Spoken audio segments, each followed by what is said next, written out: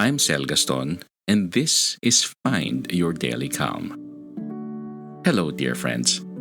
Today, I have a special treat for you. We're taking a delightful stroll down memory lane with an interview I had on the Zen Commuter podcast, hosted by the incredibly kind and insightful Thom Walters. Imagine if Superman himself, Henry Cavill, had a podcast. Yes, Thom's voice is that comforting and strong, and if you mix in a dash of the wisdom and warmth of Father Mike Schmitz, you've got Thom in a nutshell. In our conversation, Thom and I dive into some beautiful topics like sticking to your meditation practice, the importance of self-care, and ways to deepen your mindfulness journey. Trust me, it felt like chatting with an old high school friend, and I'm thrilled to share this conversation with you all. Before we dive in, make sure to check out Thom's wonderful work at Zen Commuter. That's www.zencommuter.com. His podcast is a treasure trove of insights and tranquility. Now, without further ado, let's tune into this episode, a rebroadcast of Zen Commuter podcast, aired August 2023.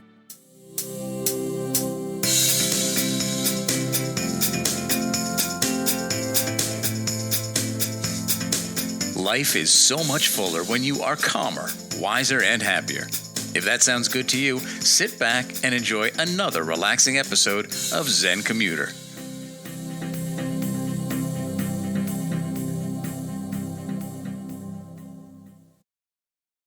Good morning, travelers, and welcome to your morning Zen Commute. I'm your host, Thom Walters, and this is Zen Commuter, your Monday through Friday meditation podcast aimed at moving you forward peacefully, helping you live a calmer, more satisfying life. Today, I'm excited to bring to you a podcaster. Not just any podcaster, a podcaster who knows mindfulness like the back of his hand. Sel Gaston is the host and creator of Find Your Daily Calm. As he explains it, Find Your Daily Calm is a podcast that allows you to retreat to your place of peace and calm. Find guided meditations and other literary works that will comfort you and give you your needed daily dose of calm.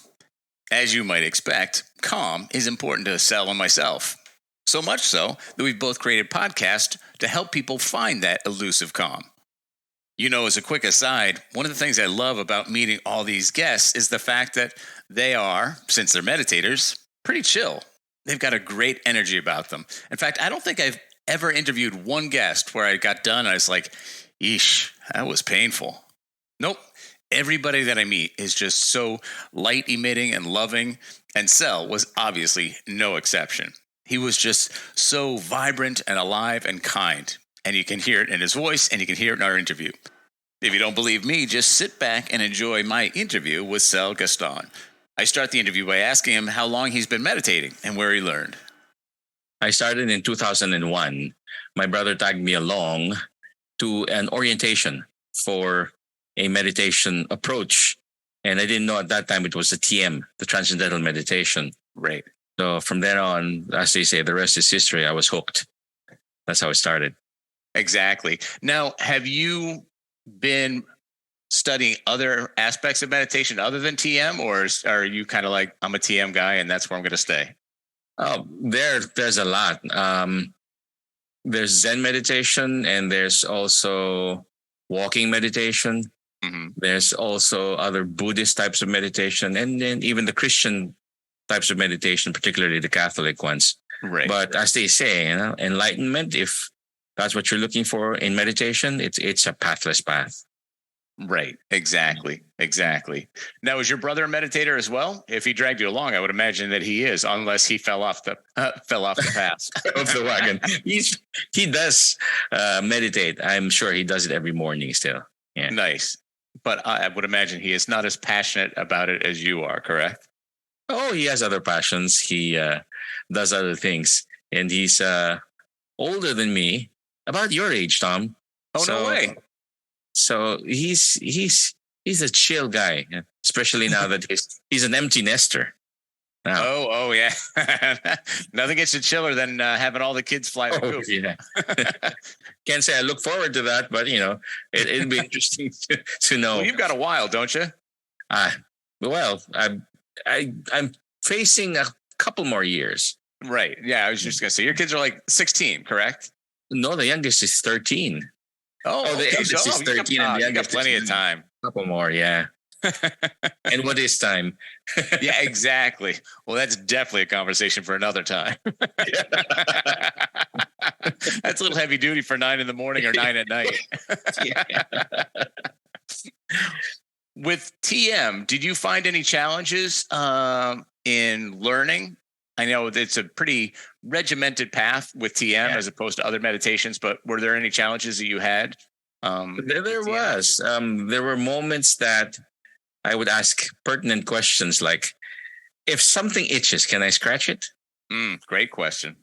And if I hear noise, like the noise I heard from a chatter or with my friend, and that's all I hear, do I brush it off? So I get interesting questions from my coach and mentor at that time. So now I'm going to put you on the spot then. I'm going to ask you to answer those questions. So if you have an itch during a meditation, what do you do? Scratch it. As simple as that. It shouldn't get in the way. It's the same with mental chatter or noise. If you brush it off, the more you resist it, the more it persists. Yep, exactly. One of the things and it's an interesting question because, to be honest, it comes up every now and then for me. I'll be meditating and I'll get a scratch. Sometimes they come in threes. In fact, 2 days ago, sitting on the bleachers out at the ball field, just meditating in the sun. And then I'm like head, nose, and chin. And I'm like, one came on. I'm like, okay. And what I tell my students is that there are two things. And first and foremost, you're absolutely right. If you got an itch, scratch it. Yeah. Most people think that meditation is like so sacred that if you were to sneeze, if you were to scratch, if you were to do anything, like they'll be like blasphemous. I'm like, no, relax. Well, that's a great way of seeing it. If people think that meditation is sacred, my answer and response to that is yes. You yourself are already sacred. Right. And everything that goes on with you, on you, in you is sacred. So you got to respond to it. Yeah, absolutely. Now, one of the things I do tell my students is that if you have an itch, our natural reaction is to scratch. But one of the things that meditation teaches us is that we don't have to react. We don't have to just jump at it. So what I tell my students is that if you have an itch, let it go for a little bit. Yeah. Don't automatically react. You can see it for what it is, not get drawn into the story, just like many thoughts, and just like feel it. And where is it? And just like with pain, is it warm? Is it cool? Is it localized? Is it kind radiating? Exactly, radiating. Exactly. Thank you. And so you do that. Now, I will say that, and I've done that, and then sometimes it goes away, sometimes it doesn't. But if we take that energy of like, I got to scratch it out, just like a thought, then we're pretty cool. I say that, but there are times that I tell them, like, if it's getting in the way of your practice, after you do those things, then yeah, absolutely scratch and have no remorse or no regrets about doing so. Right. So I'm glad that we are both on the same page with that.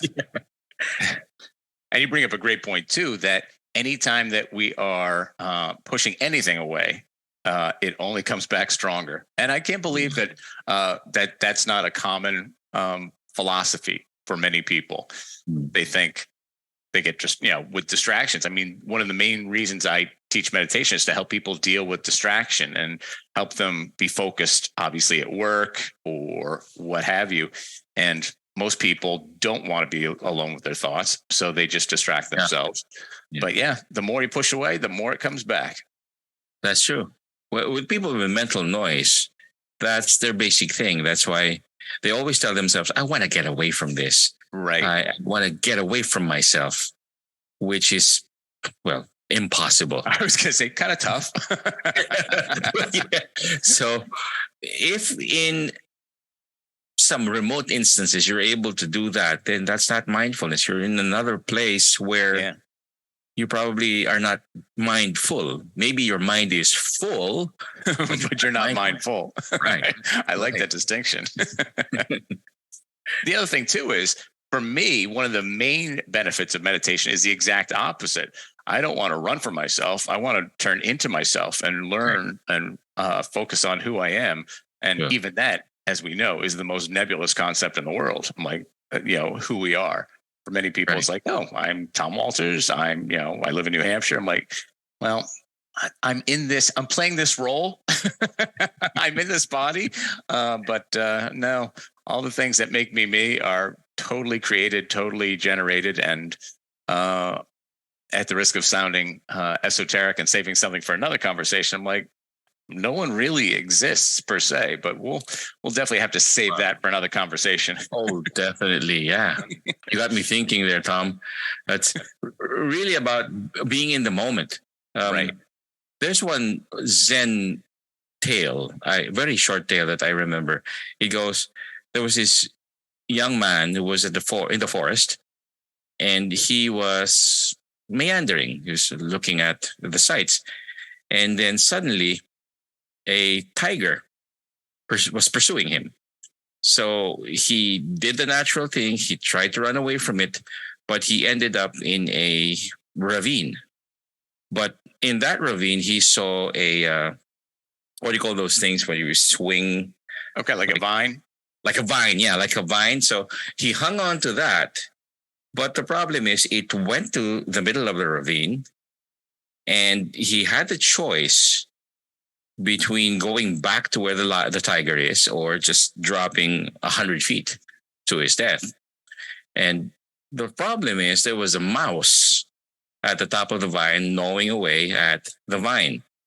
So he had to make another choice. Do I let go, plummet to my death, or go back to that ravine, swing there, and then get eaten alive?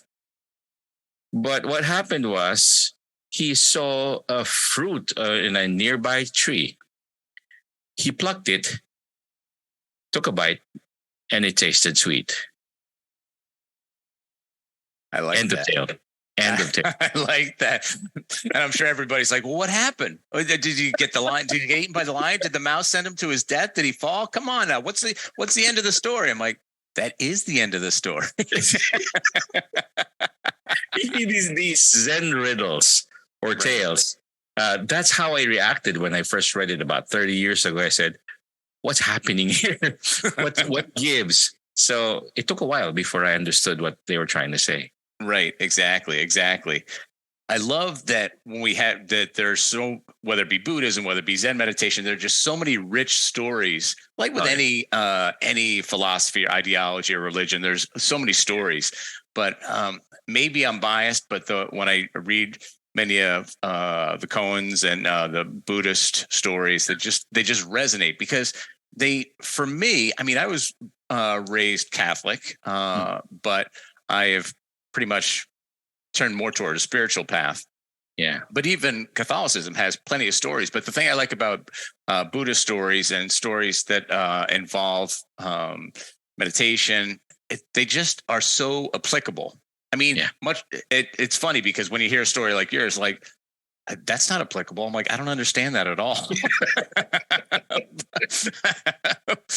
But I totally get it. But to my point, like, there's so many stories in Buddhism and other Eastern religions and philosophies that just really they were written thousands of years ago, but they're applicable today. And I'm sure anybody with any religion would say, well, yeah, our stories are the exact same way. I'm like, okay, cool. Well, I will get to those.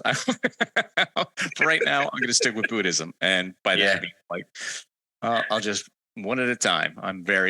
For me, I have a very universalist approach when it comes to religion and philosophy. I'm like, I'll take something from here. I'll take something from here and whatever. And I think there's nothing wrong with that. I think living a rigid life where you stick to one path, well, there's really nothing wrong about that, especially if you're not hurting anyone, if you're helping people. Right. But if you are in that path where you find it um, making yourself recluse and not allowing yourself to learn from other people, which we ought to, all of us Right. ought to, Absolutely. Yeah.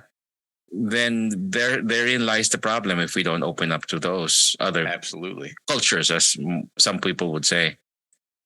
So if we're thinking about meditation, that's a great thing to talk about in regards to finding out what works for us. We talked about it just recently, just in a couple minutes ago, about how turning inwardly is going to be beneficial for us, because if we try and run from who we are and try and just put our head in the sand, it's not going to be beneficial for us. But for me, when I'm meditating, there are just so many instances of reflection and introspection. Do you find the same with your practice as well? Oh, definitely. But I have to admit, there are days that you're just blank. Yep. That's good too. Yeah, but absolutely. In those days where you suddenly get a flash of inspiration to do something, or a flash of inspiration because you heard, you had a nice conversation which sounded mundane when you were there, Right. but when you were already in the meditation session, you realize there's a lesson there. There's a deep lesson there. Right. So all these moments, you bring them together. It belongs to one life, one space. Right. So the nothingness that you would feel in a mundane session or versus a session where there's a lot of reflection. I think there's one in the same. Exactly. And for me, I think it's just so it makes life calmer, obviously. I mean, if you go through life not knowing who you are, what you believe, just a variety of things we can't even list. Life is just so much more enjoyable, and life is never going to be like roses and kittens every day, obviously. But with a meditation practice, it helps me understand the things that are challenging for me. I'm like, okay, what is the lesson in here? And I can get drawn into the, oh, woe is me, this stinks, or I can just sit and say, okay, I brought this to myself for some reason. Now show me why I did. Exactly. Now, have you been teaching meditation for a long time? I'm not really a meditation teacher. The inspiration of the podcast, for example, is me looking at other meditation approaches and modes. Nice. And especially the approaches where for some people, it's about meditation, sitting down. For some people, it's about walking, taking a stroll, right, or simply standing up, or being mindful of what you're doing. And for some people, it's listening to music or poetry. Right. And these are the things, the stimulus, especially when it comes to the externals like music and poetry, are outside of us. But once it resonates and it sounds like I've heard that before, or it speaks to me, then that means that's in and of itself is part of you. So, going back to your question, the teaching meditation, I think that's the way we teach meditation, or how we can teach meditation is to make people aware that being mindful of what you're feeling and even just sitting down and paying attention to what's happening is meditation. Exactly. And it's funny you bring up a great point, because I think many people get a little apprehensive about learning how to meditate because they think there is a rigid way to meditate, that there is one way to meditate, and that involves, I'm going to say it and I hate even saying it, clearing their mind. I'm like, no. It's not about clearing your mind. You clear your mind, you are no longer on this side of the grass, as they say. Our minds are meant to think. Our minds are meant to create thought. That's right. Meditation is just a way of saying, okay, cool. Yeah. Instead of even while we sleep, it's working. It's there. Yeah, absolutely. Yeah, we just it's just a way of looking at those thoughts. Right. But I love the point that you made about how meditation and mindfulness connect us to the air quotes outside world, because we're part of everything, and everything is interwoven. So that mindfulness, that awareness is kind of taking the duality, the separation. So like I look out my window, I see trees. I'm like, cool. If I'm not mindful, I'm like, that tree is another thing. when I am mindful, that tree is me, and it's part of my world, and it's part. The energy of that tree is part of me. And even though that sounds esoteric, it's just a wonderful way of connecting. I mean, I think one of the challenges we have in our world today, regardless of where you live, is people feel disconnected, not just from nature, but from each other, and they see the world as people out there as like different entities, and there's like no connection. People are like, when you get on social media, like you read any comments and everybody's just like, I'm like, God, people, come on, just get together, relax. You have different thoughts. You're going to have different thoughts. Let people have their thoughts and you have yours, and just relax. Yeah. Exactly. Social media exacerbated everything. It made, I'm not putting the blame on them entirely, but it has made contrasts that there's us and them and me and you are different entities. Right. Actually, technology with the gadgets and all the things that go with it is a good thing. Indeed. I think it's Dan Dapani in one of his podcasts. I heard him say it's a great thing, like your cell phone. It's the best thing that ever happened. But if you abuse it, like when you're at night, when you're with your wife and you're not paying attention to her, right, you get into trouble because you're not paying attention to her. So it's going to abuse the way you use it and abuse you how it uses you. So, and I agree wholeheartedly, because there are times when I'm just like, well, here's a great story. The other day I was going into the supermarket, and I'm in my car getting ready. I'm like, you know what? I am not bringing that phone. I carry that thing around like it's like an extra heart. I'm like, I don't need this thing. So I left it in the car, and it was, believe it or not. So the first couple of times I'm like, where's my phone? And then I'm like, oh, that's right, it's in the car. But after a couple of minutes, I'm like, I am untethered and I feel amazing. Untethered. I love that. Yeah. Yeah. And to your point, anything has the propensity to be used or abused or misused. And that's a great example, because I mean, it boggles my mind, and I'm sure you're the exact same way. We're not peers per se, but you can remember a time when there weren't cell phones. It's just like, I've got the knowledge of an entire planet in my hand. That is wild to think about. I can get any answer to anything. It is. So that's incredible. The fact technology gives us the ability right now, you and I, to be talking. Right. This was just a pipe dream in Star Trek era. Right, exactly. Right. That's wild to think about too. Like, obviously, when I was in high school, I'm like, when you grow up, you'll be talking to people all over the world. You'll see their faces, and you'll just be talking to them. Like, okay, buddy, put down the pipe. Well, inversely, I was at an antique shop, and my son tagged along with me. I think he was 10 years old that time. And I said, oh, look at that black big phone in front of us. And he said, where? I was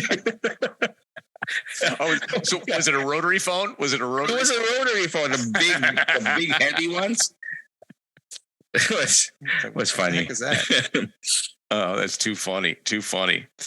Well, when you meditate, we've talked about it briefly at the beginning of this time, that meditations, and I would love the fact that you put this out there, that sometimes you meditate and you just meditate. You close your eyes, you relax, you become aware of your body, your breath, and the timer goes off, or if you're doing a guided meditation, it ends and you're like, okay, back to the day. And then there are other days where you are meditating and you get an inspiration, or you get an insight or a wisdom. Does that, when was the first time that happened to you? And does it happen frequently, infrequently, or just happens every now and then?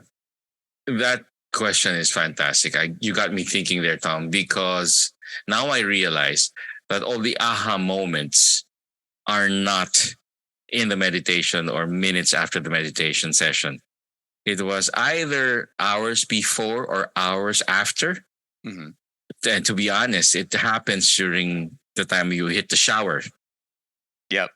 That's when it happens. When you're taking a stroll without your phone with you, or with your phone but playing a song or a tune, Right. and you're not mindful of the messages or the calls that's coming in. I'm thinking right now, maybe it's because you set the ground and the tone to allow these ideas to come in. It's like paving the way for these great ideas to be received by you.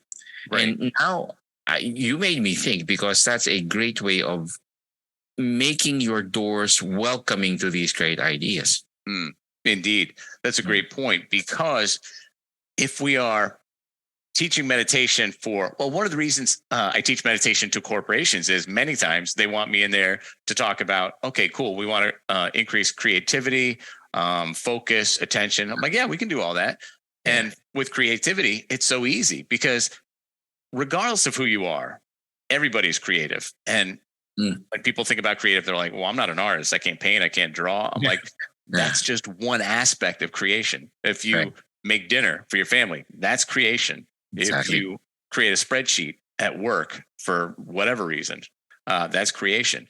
But in order to become more creative, we have to free our minds. And you brought up a good point of opening that door, because our minds are so full. Our monkey minds, as meditators and Buddhists say, is just jumping all over to so many different thoughts that, like, how can you generate an original thought? How can you create anything if your mind can't even focus on one thing?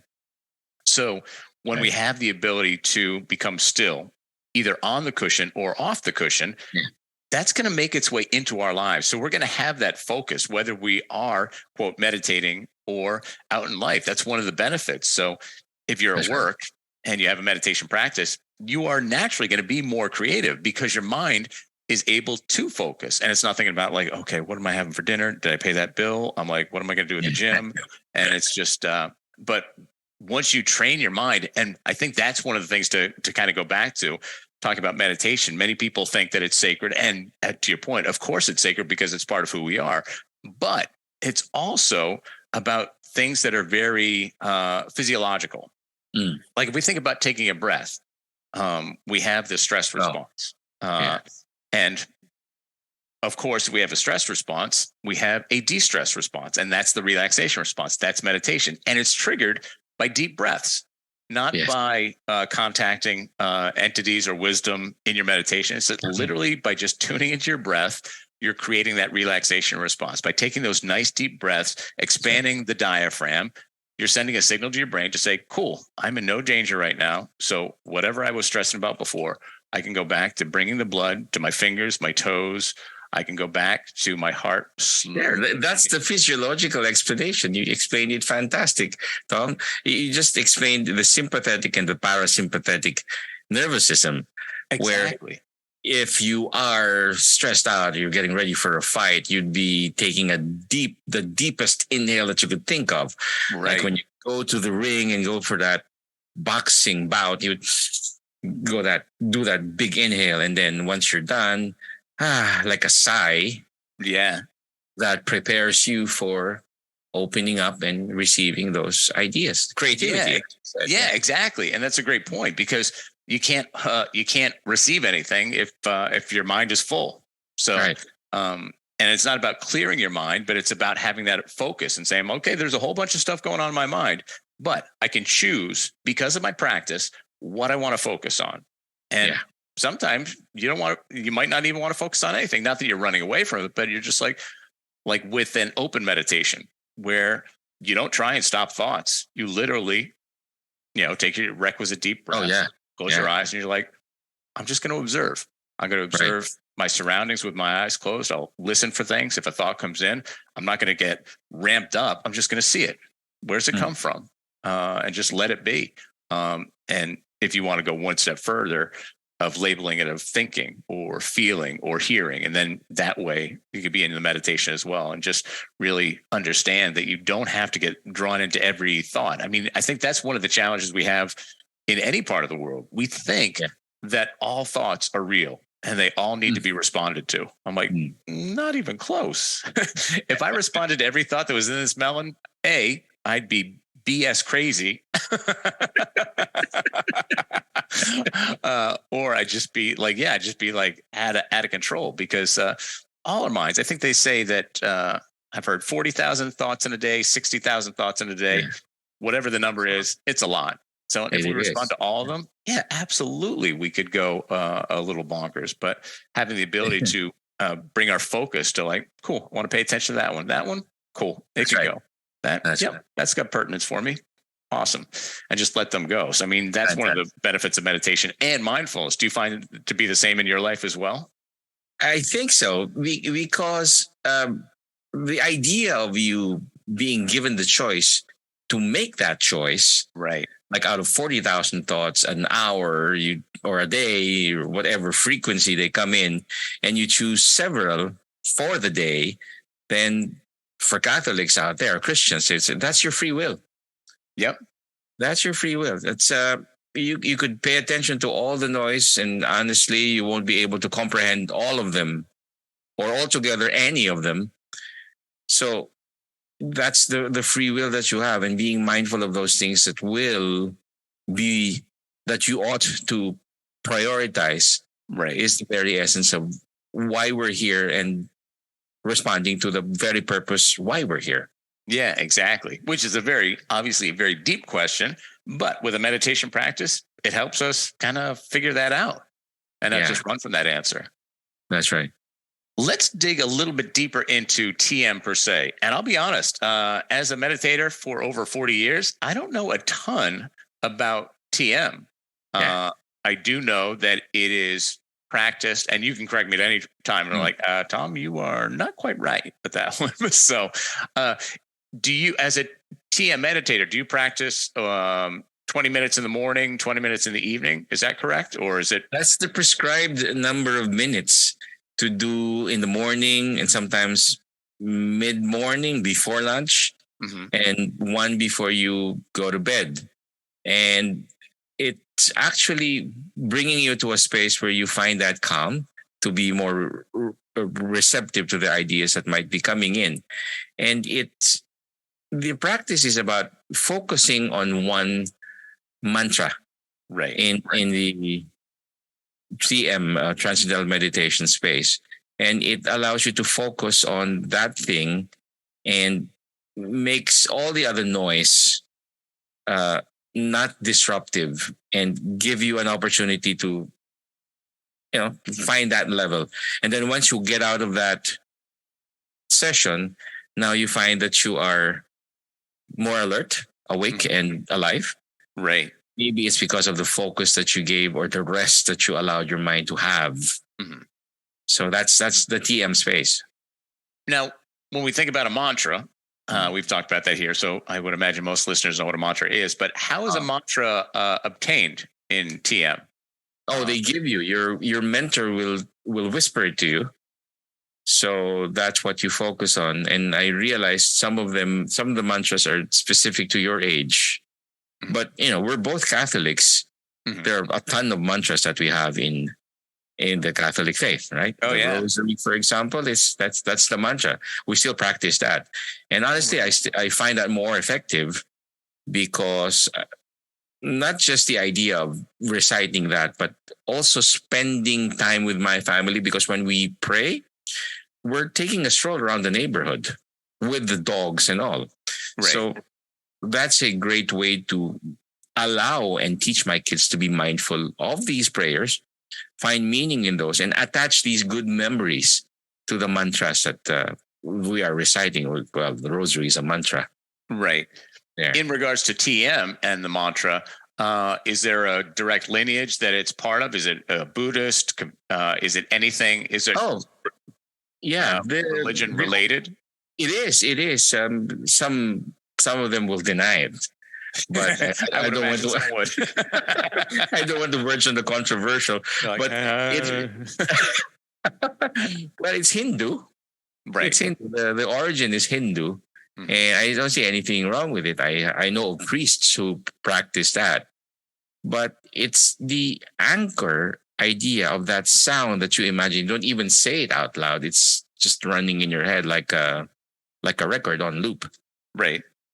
So that's a great question. So is it always going to be words, or is it going to be a sound or a vocalization that's not a complete word? To me, it's a sound because I realized the mantras that I was given were in Hindi. Right. It was in Hindi, so it's a sound when I first heard it. And when I was young when I was first given the mantra and couldn't care less of what to research and find out what that means. But Right. later on, I realized, it's a Hindi word, which means this and that. There. Oh, awesome. Yeah. Awesome. Now, is that mantra pretty much affixed for life, or do they change, or is it pretty much kind of They part of who change. you are? I've changed mine twice over the course of 20 years. Oh, okay. So, yeah. But to be honest, the model and the approach you can very well apply and put it on a parallel, like the religious practice we have. Mhm. To me, the most effective prayers are not those that you say out loud. At least for me, Right. I agree. when you sit down and you pray to yourself. Yep. Or listen Absolutely. to it. Yeah, Mm. exactly. Has there ever been a time, excuse me, where practicing TM has conflicted with your with Catholicism and with your state of religion? Well, at first, I had those doubts because, they dressed like the teachers of the Beatles, like Ravi Shankar. right. And then they showed videos of Maharishi Mahesh Yogi, and I wanted to make it clear: are you asking me to denounce my Catholic faith? Right. He said, no, not at all. All right, then that's it. And then I find myself applying the principles that when I say a prayer, particularly those mantra-like prayers in the Catholic faith, Right. it has more meaning. It gives me more depth. And at first, I didn't understand why. It's like me putting a texture to it, a scent to it, more visual to it. Right. There. What a wonderful realization, because one of the things I remember when I was younger and I went to church all the time was, on Sundays, just like reciting, things that I'm like, I have no idea what I'm saying. Like, I know I'm supposed to say this, but I don't know what the heck it means. So like you and a million Catholic boys. I'm just going to say, I'm like, wow, I bet I'm a rarity. Yeah. But I love the fact that you made the point that when we have that connection, whether it be through meditation or through prayer, that when we're in silence and stillness, those words actually do have a connection and we know what they mean, and not just know from a conscious sense what they mean. They are felt within us, whether it be a Catholic prayer, whether it be a mantra, a Hindi mantra, or a Hindu mantra. And they just have much more resonance because, as we've talked about throughout the entire episode, our minds are not full of everything else. When I'm when I was at church saying like, I don't even know if I'm getting this right. I don't even know if I'm supposed to stand, sit. I'm like, kneel. I'm like, man, this is really busy. As a 10-year-old kid, I was like, why are we doing this? Why are we doing this? I want to be swimming. I want to be playing. I want to have great food on a Sunday. I know what you mean. I experienced that with my boys. Oh, yeah. You have to tell them that this is what it's about, and you have to explain that. Oh, that's awesome. Now, if you've been studying TM for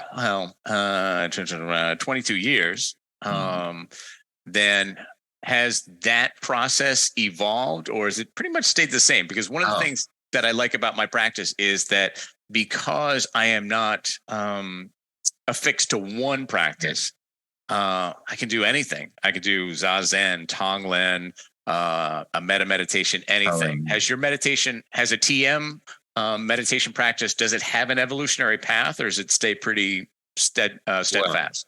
Well, quick answer is yes. In fact, for the purists who might be listening to us, purist TMs or TM practitioners, I'm not what they might call the traditional one, because first, it has evolved.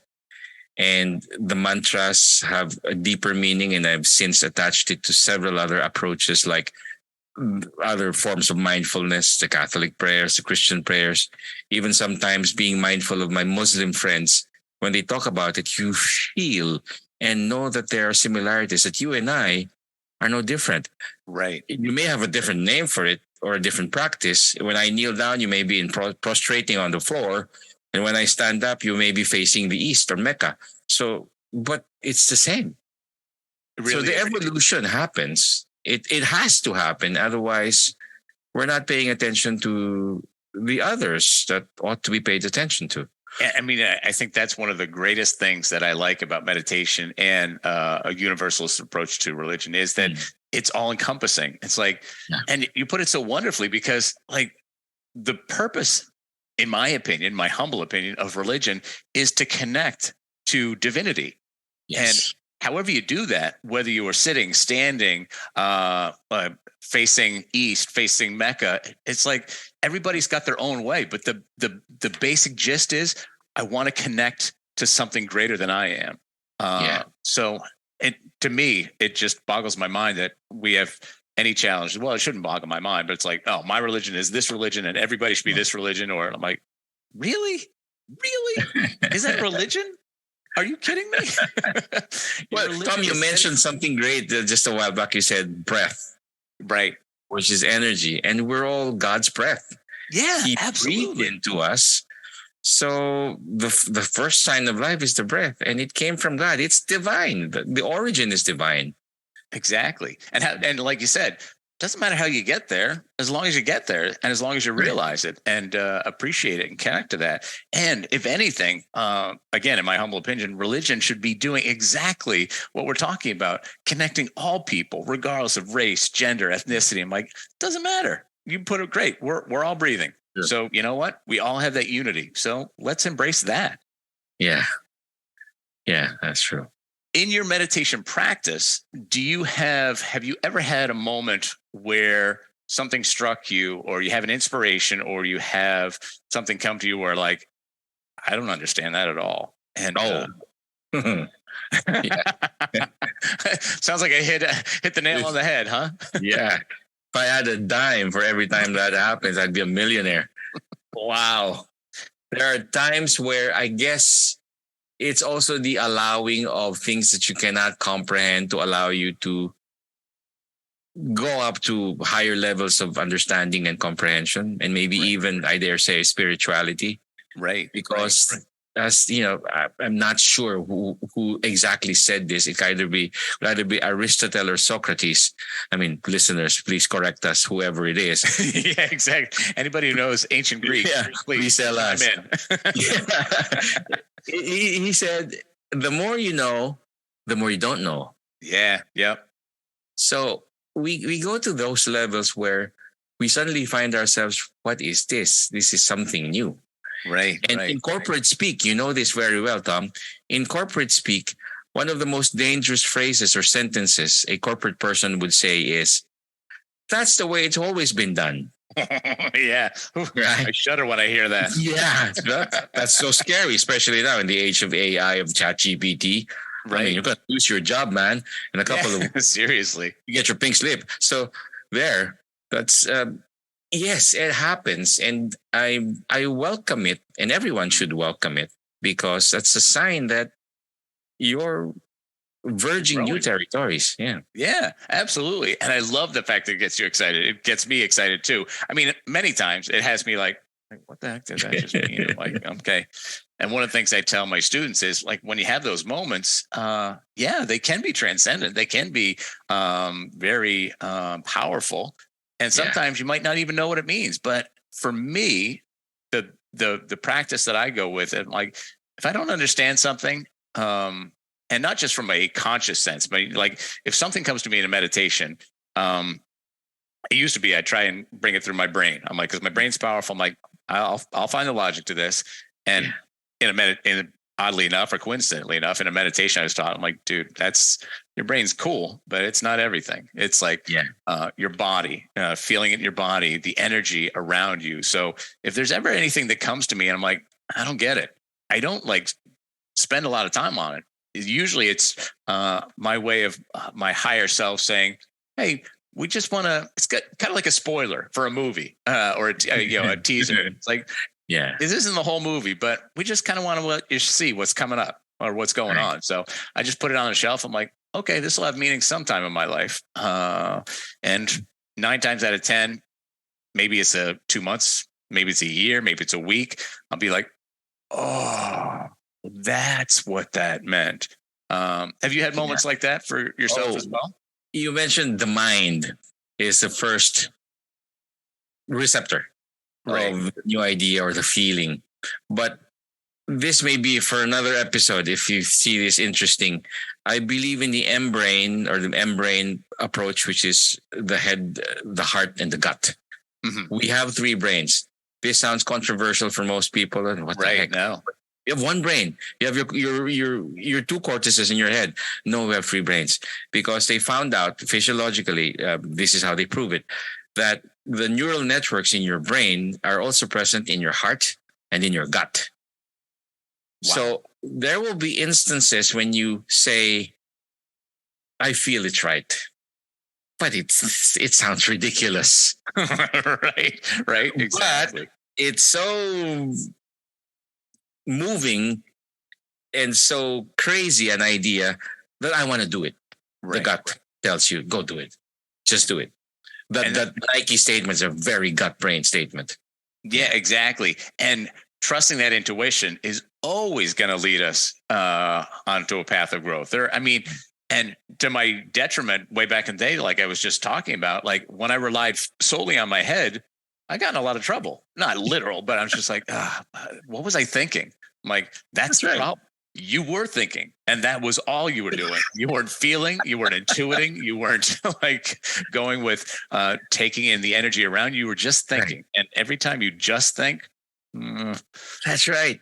It's never going to go well. You put it so eloquently because when you're thinking, most people think it's cognition, it's mental cognition. Right. But when you feel, it's either your emotions or when you're trying to get the gut feel of it, you have to align these 3 brains.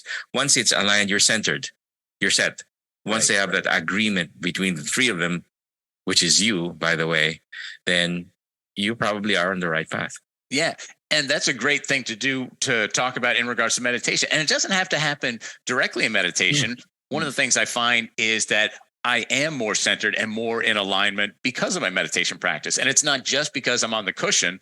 Like once I get off the cushion, that alignment kind of stays with me. And I'm better able to handle any situation because I am in alignment. My gut's talking now and not just my brain, my heart. They all work in concert wonderfully. Yeah, absolutely. Well, let's shift for the last couple of minutes talking about your show. How did your show come about? Oh, in 2021, I left corporate work and the previous company that I was working for. I was heading learning and development for that company. So I've been practically a trainer and teacher. And my training for teaching is the toughest crowd in the world. Remember that, Thom? High school. The toughest crowd in the world. La, la, la, la, la, la, la, la, la. Don't make me go back. So I decided in 2021, after several years in that industry, I left because everyone we were meeting and communicating with was just in a Zoom room. I'm nothing against with the Zoom rooms, but because of our distance, I wish I could take a short commute to New Hampshire or to Manila, right? But back then, everyone was meeting everyone else in the Zoom room in a box talking to that. Sometimes there was even a time they just turned off their cameras and said, "I'm sorry, something's wrong with my camera." They're lying. We've all done that. Yeah. And I got so sick of it. I said, we're not shaking hands anymore. It's over a year almost that we're not hugging or giving ourselves high fives. Right. So it got to me. So I was part of the Great Resignation. And then one morning after I resigned, it was sometime in March or April, I heard a voice at night that woke me up. I wasn't startled. It didn't scare me. It wasn't terrifying. The voice was so calm. And it was such an androgynous voice. You couldn't tell if it's a woman or a man. It said 2 words: healing voice. So I puzzled. Like the moment you asked me, is there a moment where you don't understand what's happening? That was it. So I wrote it down on my whiteboard, healing voice, whatever that is, because I said, I'm not a doctor. I've never been in the medical field. I was in the investment and insurance field, selling healthcare, but I was not technically that guy. So I asked my wife, what does that mean? Then my wife said, you're a meditator and you center yourself when you do that. What if you teach other people to also do that in their different ways and to find that comfort in that calm? So honestly, I was dumbfounded. I was struck. I was stupefied.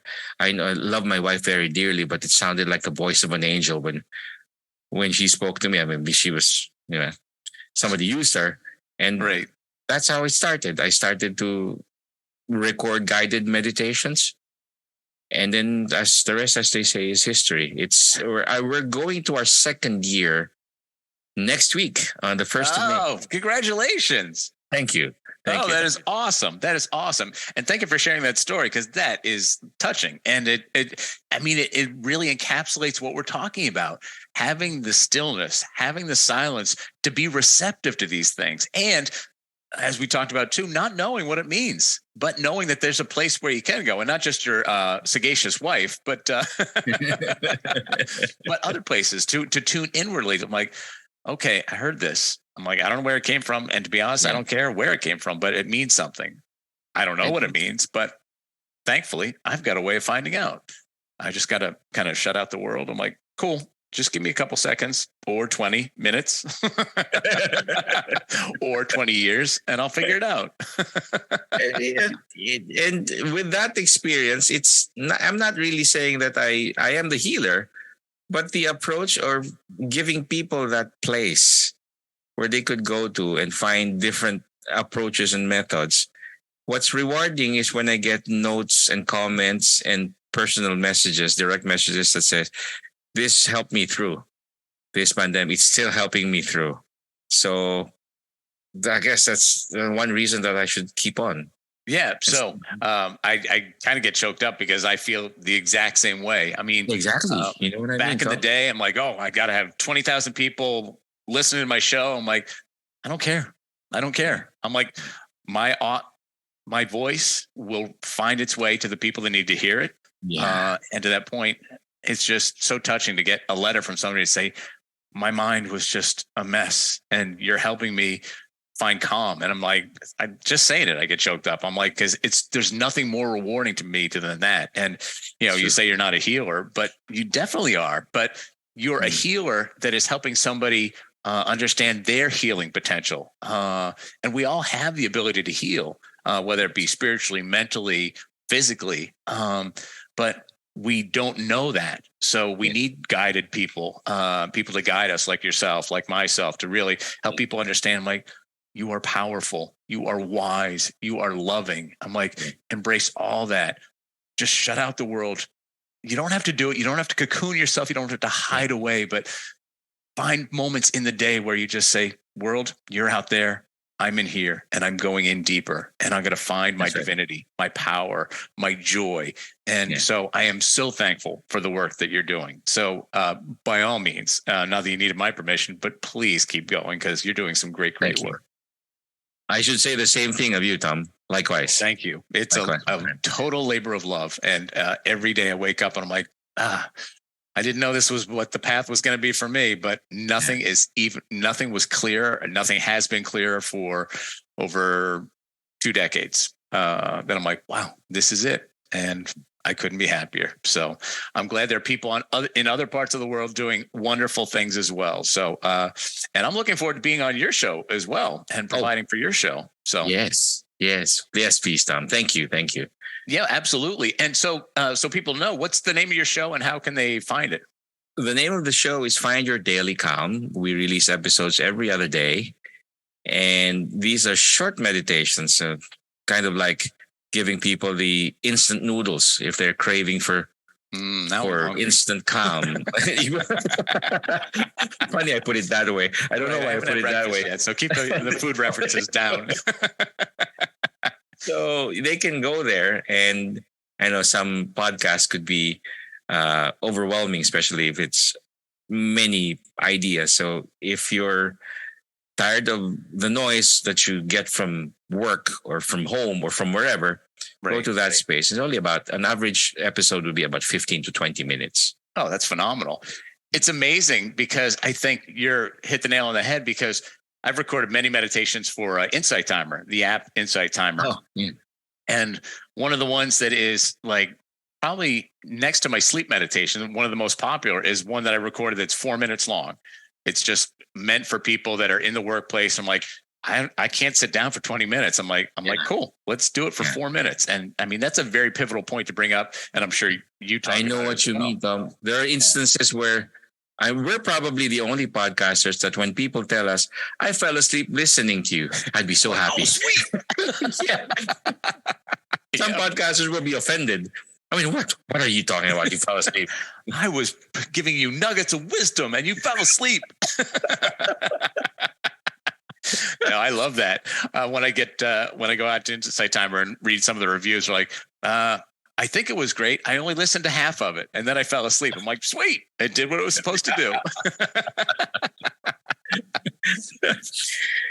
Oh, man. And well, that's actually a great segue as we finish up our hour, just to talk about, like, many times I used to meet many people when I used to be a personal trainer.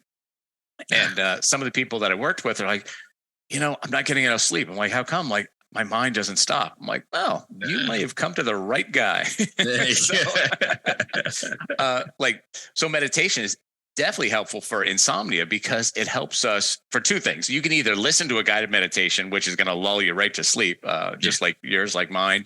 But the other thing too is when we have the ability to see thoughts as things, we don't get trapped in the story and trapped in the glue of a thought. We can just say, cool, I'm having a thought, let it go, and then slowly drift to sleep. So that's going to be beneficial. That's right. For anybody. So, well, Sel, I want to thank you so much for our time today. As I said earlier, stay on the line. We're going to talk, listeners. Sorry about that, but we're two friends that are going to catch up off the air. So, but thank you so much for your time today. I truly enjoyed it, and I am thankful that I have a new friend and that we'll be talking much more in the future. Oh, likewise, Thom. Thank you very much. Listeners, I can't say enough about Sel's podcast and Sel himself. What a great, great guy. His podcast, Find Your Daily Calm, is available on most podcast apps. With that said, please remember that Stitcher is going away at the end of the month. Actually, about 2 weeks from now. So you won't find it on Stitcher, but Apple Podcasts and all your other podcast players. One of the reasons I'm sure it's been so successful is the fact that the meditations that Sel presents are shorter in length. For those of you that follow me on Insight Timer, I recorded a meditation that is 4 minutes. Actually, I think it's 3:34 if I'm not mistaken. And I did it for that exact reason. I know there are many people that stress throughout the day. Maybe they find themselves in the middle of the day really just amped up and they need something quick to get them back. My meditation certainly does that. But I would definitely have you go out to Sel's Find Your Daily Calm podcast, because he's got not just one, he's got several, and they all do the same thing. Help us come back to this moment, this mindful moment. So, my friends, you go think about the things that Sel and I talked about. Know that I'll be back here tomorrow with another episode of Zen Commuter in the morning and another episode of Calmer in 5 in the evening. But for right now, this is Thom Walters for Zen Commuter signing off, saying make the rest of your day absolutely spectacular, and I will see you on the road.